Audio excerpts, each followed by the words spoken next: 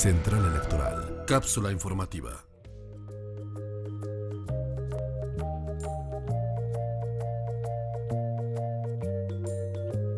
Well, the first thing I think we should all learn is that we should lower expectations for the precision of polls. We should not expect them to be laser surgery. They are not. They have error, and the error is real. And the second thing is that the individual poll errors, just by combining the surveys all together, does not mean that they will be extremely accurate.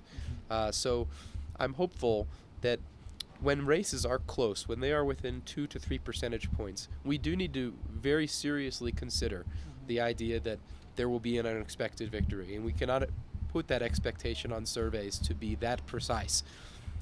Certainly when a candidate has a 5 or 6 or 7 percentage point lead, that is a very strong consideration, but there's enough that we know about the way that polls can err beyond sample size, that means that the polls can go wrong when the race is close.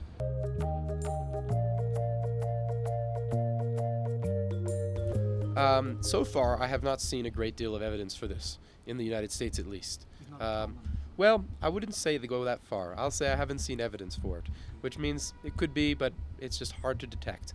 I think the issue of honesty in surveys is a little bit less concerning to me than the ability to draw representative samples.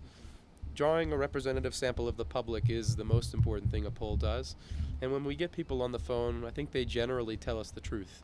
I can tell you, looking into our pre-election surveys this past year, or in 2016, we found very, very little evidence that people were avoiding the vote choice question because they didn't want to admit supporting Trump, things like that. But the jury is still out on some of these things. Perhaps we'll find greater evidence of it later.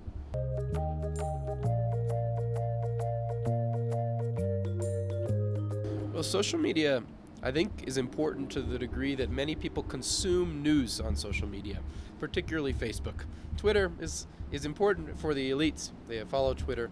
But on Facebook, it's very common in the US for people to consume their news on that, which, it's not clear what the influence is yet, other than that people see news that is posted by friends of theirs, which means they may be more likely to agree with it, that the news could reinforce their views. I'm not sure how it will impact polls or things of that sort, but I think it can impact people's perception of reality and what results are. And one thing that combines with that is the greater proliferation of surveys, and sometimes even not real surveys that aren't conducted with any serious methodology. Those can get shared on social media too. So there's no longer gatekeepers from the media to keep that information out. It can get onto social media as soon as you can tap wall post. Central Electoral. Cápsula Informativa.